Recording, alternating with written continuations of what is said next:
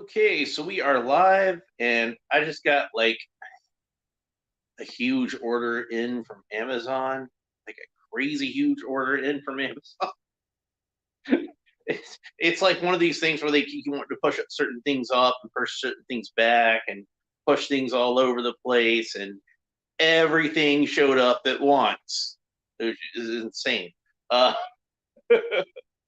but you can see there's a stack of stuff over here. You got CoverGirl, you got Outback. This is the regular Outback, not the Tiger Force Outback that I already did. You got a McFarlane Catwoman figure. This is the 90s version, the Jim Ballant version. Uh, Indiana Jones. I have an Indiana Jones. And then the stuff over here that's the extra Storm Shadow I bought a while back. So you've seen everything from here on down you've seen on this shelf before. Uh, and a couple of these Valaverse guys I've got for customs that I haven't bothered to take them out of the box because they're for customs. And I'm not sure what I'm going to do with that Storm Shadow yet. He might be a custom, but I don't know what. So, and then I still got all these superpowers figures I got to get to. Got a couple more McFarlane figures. Uh, got two more of those Wally West figures I bought when they were like $7 at Walmart, but those are for customs, so those don't count.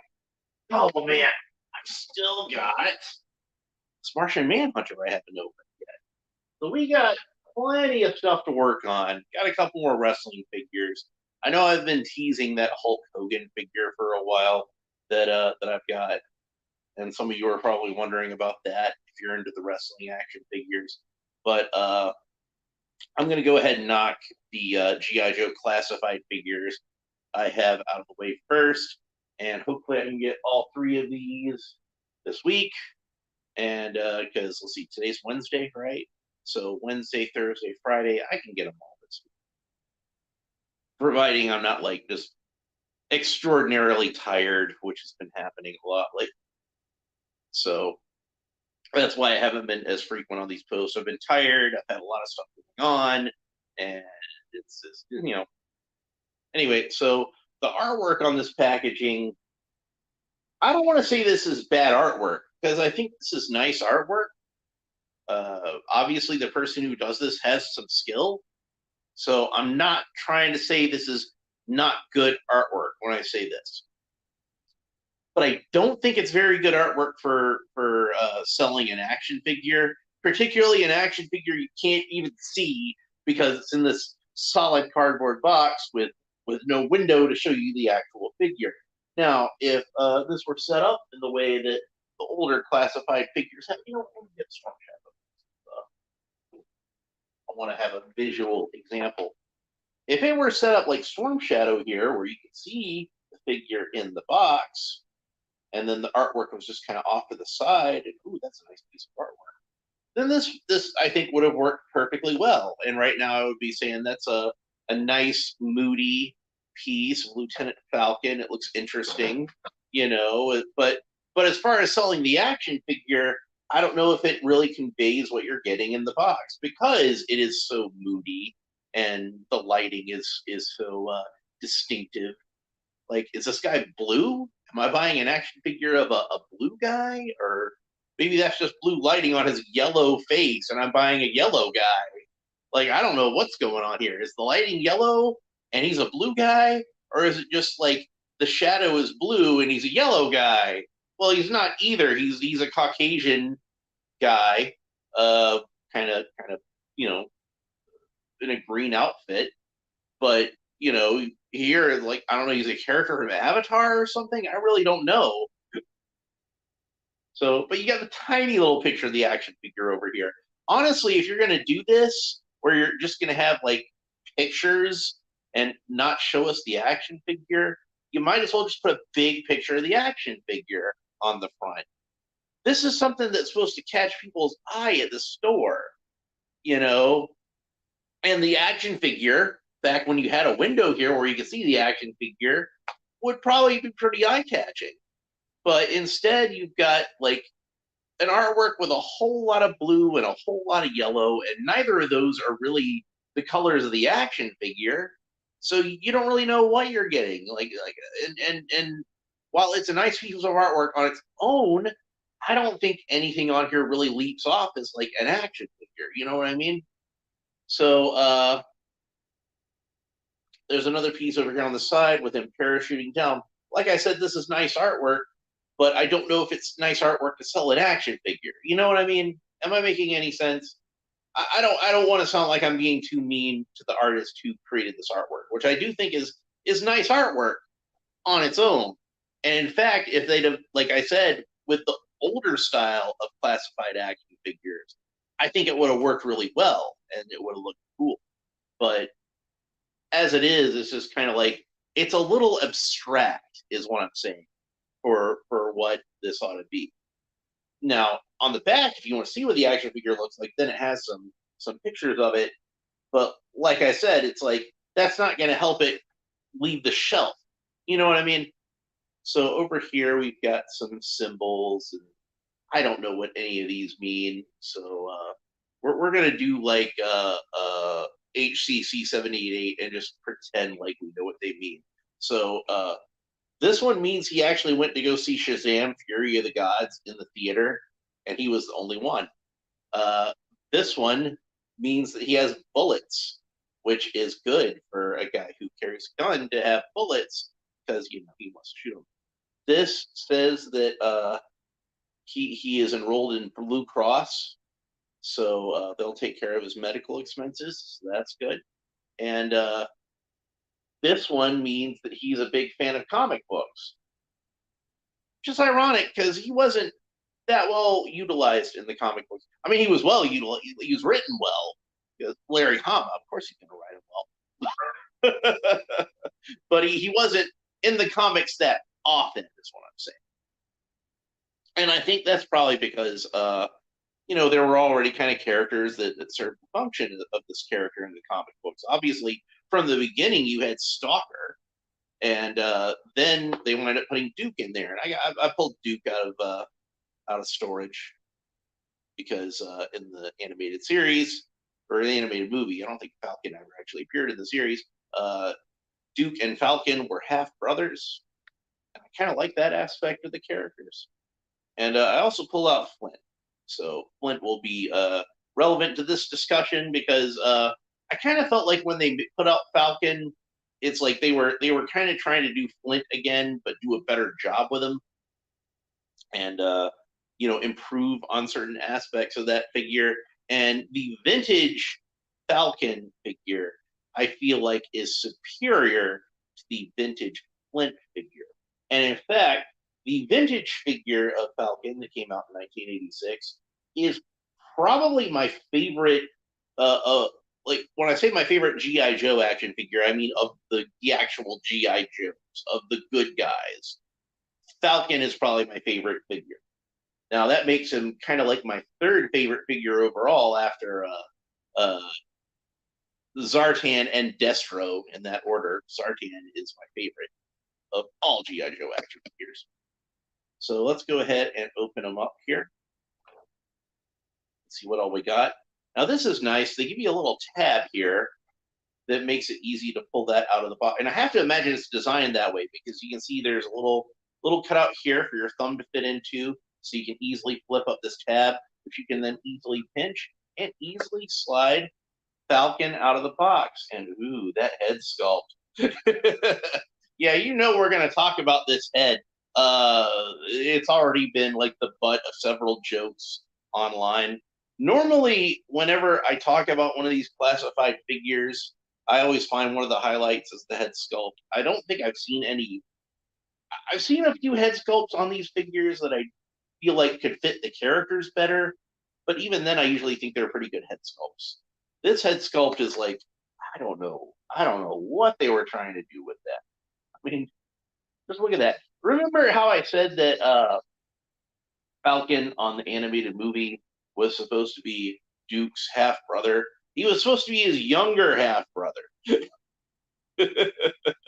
Going back to that Falcon figure from the vintage line that I like so much, kind of part of what I like about it is the head sculpt, and it had kind of like this boyish, youthful look about it.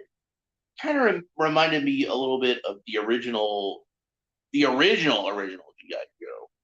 He had that sort of look about him. But this one,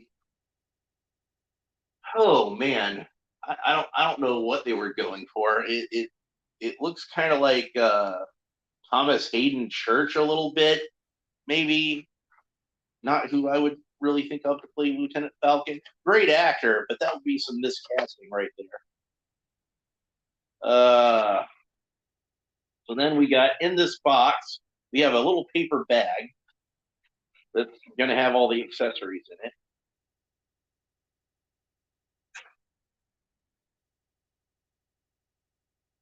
Yeah, they're all in there. They're all in there loose. So let's go through some of these accessories. First of all, we have this shotgun, which of course is Lieutenant Falcon's distinctive weapon. By the way, there's something I forgot to mention as I was looking at this before.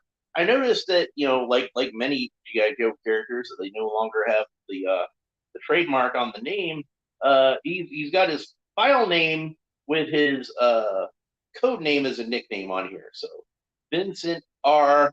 Falcon, Falcone, and I'm just thinking to myself, they don't have trademark Lieutenant Falcon anymore? Because like I can think of lots of things called Falcon.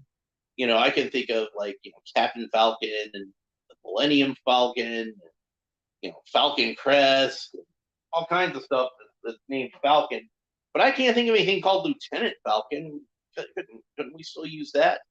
So now the original Falcon figure, the shotgun that came with him, it didn't have a pistol grip like that. It was just kind of like a traditional shotgun, and they put an extra grip like in front of the trigger finger, I guess, to make it easier for kids to put it in his hand, even though it's in the wrong place. And it had like a solid wooden stock. This one's got a folding stock to it. Looks like it folds up pretty well. So you can fold it. That's nice. Even the end folds off, but as is the problem with a lot of things like this, you can see it just fell off rather easily. And not only that, but this part fell off the end too. So it's kind of delicate insofar as how it holds together. So for now, I'm going to take this off because I don't want to lose it. I don't want it to fall in between the cushions of my chair here. I had heard that people said that it was Flint's shotgun again, but either they were exaggerating or mistaken, because those are two completely different shotguns. Don't even remotely resemble each other. In fact, I would say this is a better representation of the shotgun that came with the vintage Flint action figure. So if you want to switch them around, you can do that. Probably the most important accessory that's going to come with Lieutenant Falcon, since he has a green beret, is this green beret. Some might argue the shotgun. Some might argue some other things, but I kind of feel like, you can give him whatever kind of weapons you want to, but he's a green beret, so you should definitely have a green beret. Hopefully I'm getting everything out of here. So now that's a knife. And this does very much resemble the knife that the 25th anniversary Falcon figure came with, the big notch there and everything.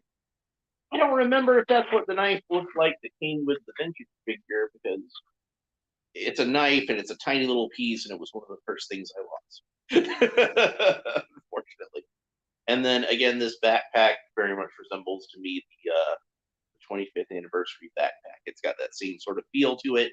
It does not open up, it doesn't look like, because this is definitely molded solid on there. So you can't remove the radio and everything, and the antenna seems like it's pretty solid in there, but at least that means you're not going to lose it. This rope is definitely a separate piece, but it seems to be glued on, so it ain't coming off, and I believe the canteens are just painted on. A lot of this stuff is on this backpack is stuff I probably would want to remove anyway, so it's probably just as well. So let's go ahead and we'll put the knife into the sheath on the backpack. Just like with the vintage figure, you can hold the knife on the backpack. But instead of the three little prongs they had that kind of sandwiched around the knife and put it on there, thanks to advances in action figure technology, we have an actual sheath that we can put on there. Now, one of the things that made Falcon one of my favorite characters in the vintage line was he had some really cool accessories. He had that shotgun, he had the knife, he had the backpack that could hold the knife, at least until I lost the knife. And this one adds one more accessory to the mix by having his beret be removable. So yeah, this one carries on in that tradition. He also has a knife molded onto his web gear, as we can see there, but unfortunately that is not removable. So I wish they had made that a removable knife as well. Just for fun, I have the Falcon figure that I made myself. 3D printed on my radio backpack, but the antenna broke off because it was very delicate. Got Gridiron Studios for the knife that I put on his chest. Got him a big old Rambo knife, so that's the one that I got on there. Mostly this was reworked from Flint. I stole the scarf off of Zartan so that he could have a scarf, and I took some pouches from Marauder Gunrunners to. Well, I took a pouch from Marauder Gunrunners to fill in this space here. I left some shotgun shells on him because he's going to carry a shotgun, even though right now I have him with a laser rifle. But just for whatever reason, I just had him holding a laser. I think I just printed out the laser rifle and just wanted to put it in some character's hand. Usually he has a shotgun, but I didn't want him to be like Flint with all the shotgun shells, because to me that's just a distinctive Flint thing. But I let him have some shotgun shells because he's got a shotgun. So it made sense. But I was happy with how this one turned out. But then they wound up making another one. But look at the flash on his beret.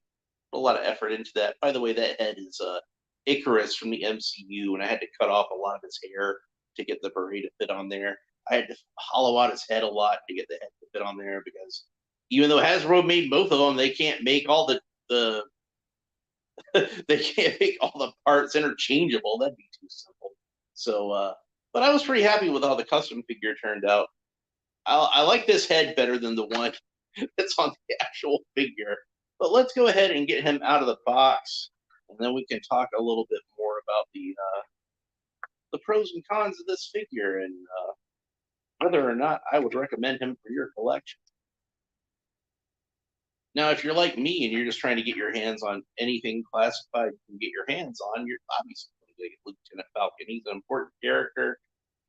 But if you don't have customizing skills like some of us are lucky enough to have,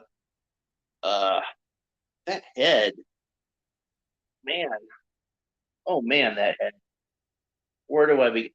Like it's just, to me, Falcon is a character that should be a little more, have sort of more of a boyish look to him, kind of a youthful look to him.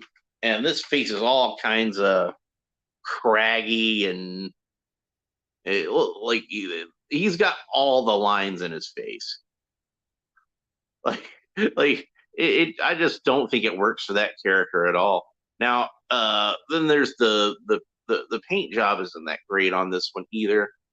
That's something else. Like when I was looking at the paints, I was like, you could probably, I think you can make a decent figurehead out of this if you repainted the lips and the eyebrows. Like you could probably take a little bit of acetone, however you say it. I think you would probably say acetone. I've never heard the word pronounced, come to think of it. I don't know why I said acetone. Acetone just sounds like a bad, dirty joke. This is not a show for kids. So you could probably take a little bit of paint thinner and strip the lipstick off of the lips, which, like, not only is this, like I talk about, where like sometimes they make the lips too dark on the characters and it looks like they're wearing lipstick because of it, but you can see it's very glossy. The paint is very glossy, so it definitely looks like he's wearing lipstick. So, which, considering how, like I said, craggy his face is, it's not a good combination. And his eyebrows are kind of like in a weird sort of place. I feel like they're slightly too high on the character's face. So you could probably strip off the lips and the eyebrows. And if you wanted to, you could even paint like a different color on the lips that would work better. I would think uh, you could just leave it blank. Uh, if this was a head sculpt that they'd made for General Hawk, I think I'd be fine with that. Because, like I said, he looks like an older, craggier guy. That might work for General Hawk. It does not work for Falcon. So this is going to be one of those where I have to say they missed the mark with the head sculpt. Even though I don't actually think it's a bad head sculpt taken on its own. Like I said, if this had been the General Hawk head sculpt, I'd have been like, oh, okay, sure. I don't know if it would have set the world on fire or anything, but let's put the beret on his head, and it's a tight fit. Seems to stay on there pretty well, so that's a good thing. So as far as replacement of this head goes, I had seen where somebody had just used an extra Duke head that they had. So for those who might be wondering about that, that's what he looks like wearing Falcon's beret. And I gotta say, I really like the shape of this beret. It's got like a kind of an exaggerated swoop right here where the flash is, and I like that. It reminds me very much of the the vintage from the 1960s, the original G.I. Joe Green Beret, which I think was probably a big influence on the original Falcon figure to begin with. So let's look at his articulation real quick. So his arms go up about that far. So that's a really good range of motion, moving the arms up. Of course, they swivel all the way around. They're on this butterfly joint, so they move in and out like that. You got a bicep swivel that goes all the way around like that. You got double joints at the elbows. That's about the range of motion at the elbows. Not quite 90 degrees, but still, I think, sufficient.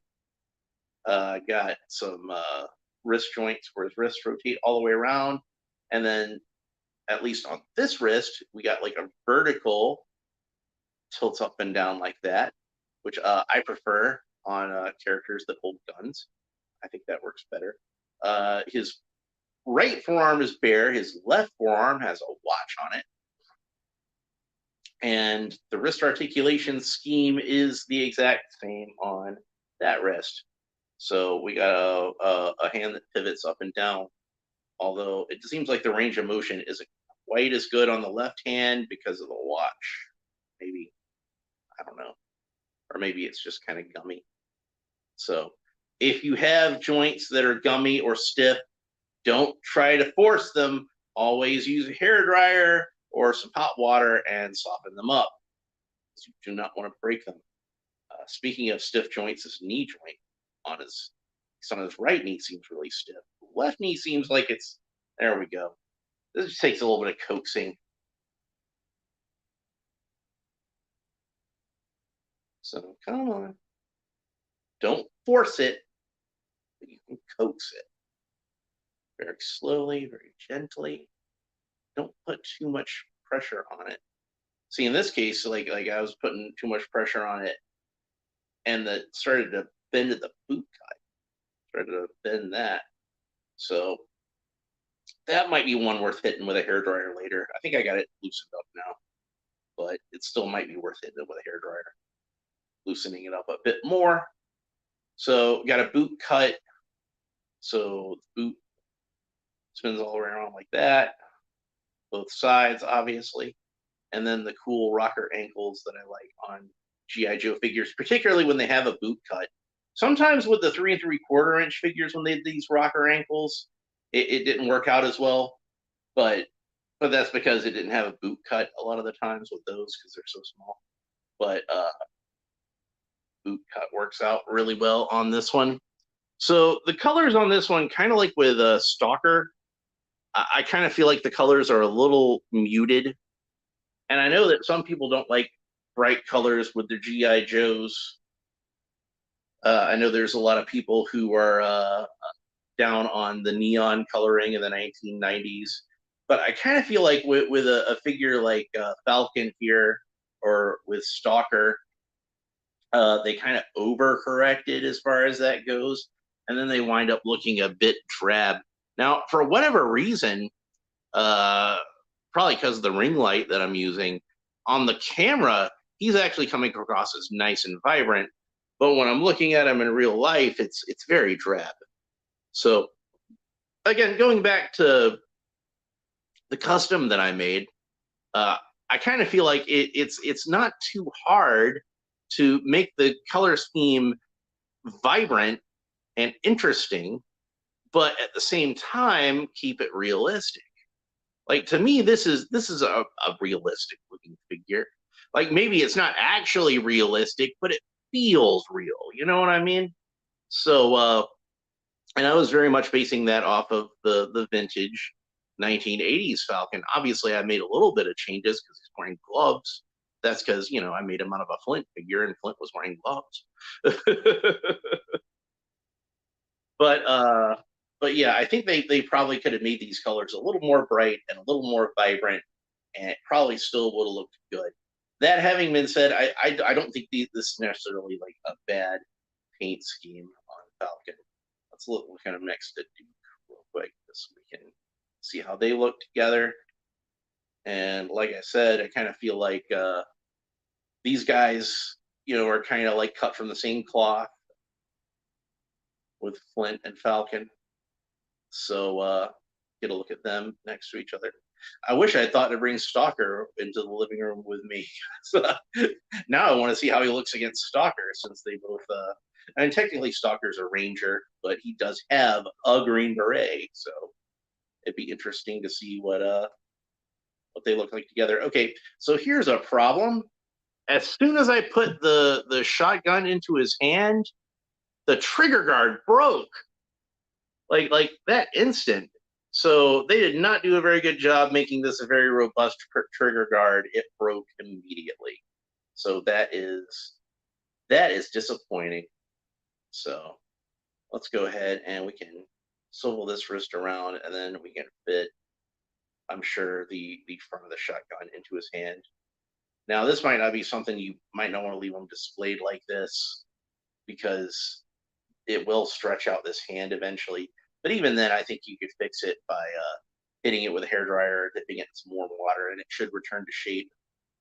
But you might not want to leave them on the shelf posed like that, since the foregrip is kind of thick and it will stretch that out.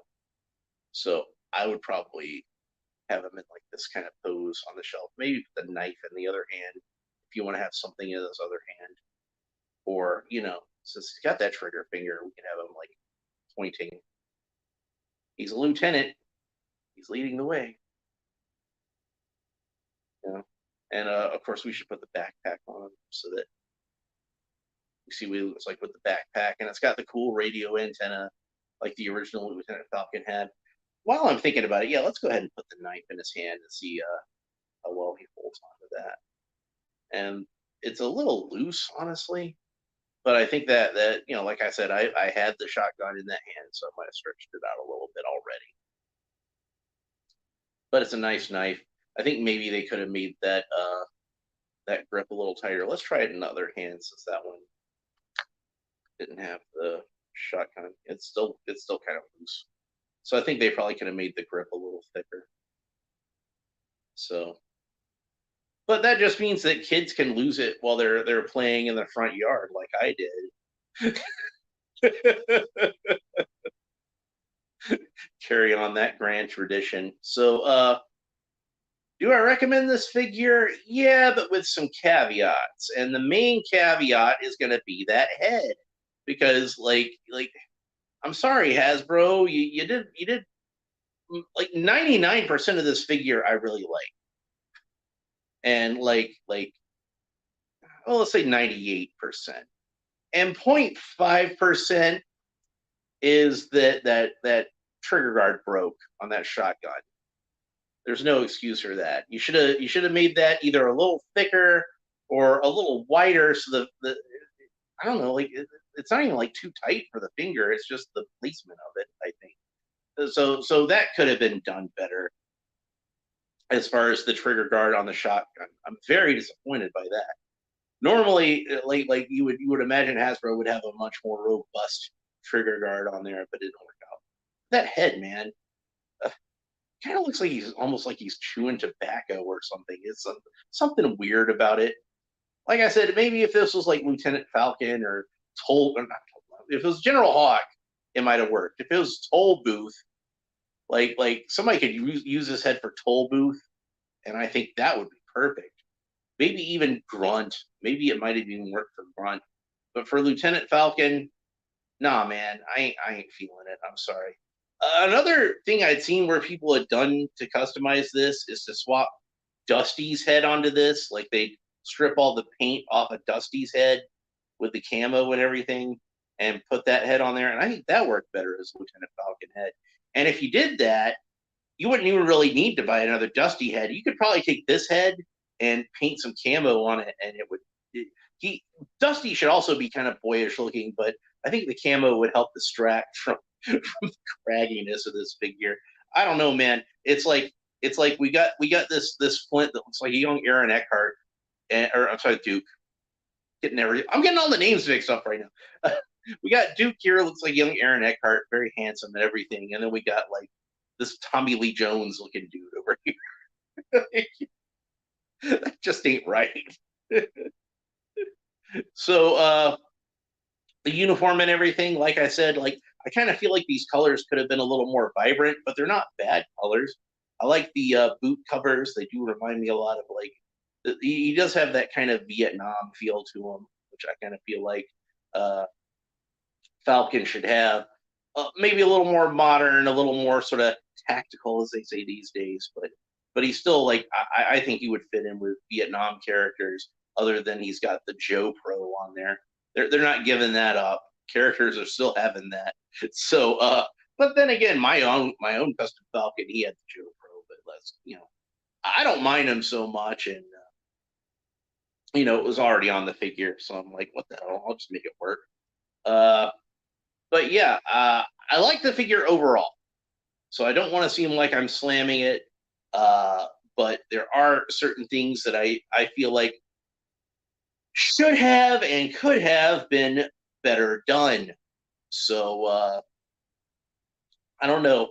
They could probably still do a Night Force Falcon at some point, or a remake of like the Sonic Fighters Falcon, which I really like that design with the more sort of urban camo pattern. I think that could be really cool. And if they do either one of those, hopefully they'll resculpt this head and give us a better head. I know I've seen a lot of complaints. It's not just me. I've seen a lot of complaints online talking about the head on this Lieutenant Falcon figure. And I know Hasbro listens to our complaints because they actually have corrected a lot of them in the past and tried to do right by us. And God bless them for that. I like it when companies actually listen to the consumers, fans, what have you. And guys at Hasbro, if you're watching this, I'm not trying to knock on this figure too much because for the most part, I actually think it's a really good figure. That head sculpt, man, that's where your problems lay. So at some point, and you've been good about this, giving us like variations on the characters, like with the Tiger Force and all that kind of stuff. At some point, I'm asking you, please revisit Lieutenant Falcon and do something about this head. And if you do, probably people will buy an extra one of that new Lieutenant Falcon just so they can get the extra head to pop it onto this body. And then everybody will be happy. You will have sold an extra action figure, and people will have the action figure that they want. Just what I would do, Hasbro, if I was you, is just kind of use that sculpt again. Why not? They're supposed to be brothers anyway, at least on the cartoon. Just reuse the Duke head sculpt. You don't even have to make a new one. I think people would they would certainly be happier with that than with this noggin, I would think. So anyway, that's pretty much it for this episode. If you enjoyed it, please like and subscribe and all the fun YouTube stuff down below. hopefully tomorrow I will get around to doing CoverGirl. So, should I do CoverGirl or I think I'll do Outback next because I haven't gotten around to. Well, I'll do CoverGirl next. Yeah, ladies first. I did Falcon first because I wanted to get talking about this head sculpt out of the way since it's something people have been chatting about online. But that's pretty much it for this episode. We'll talk to you next time. Bye.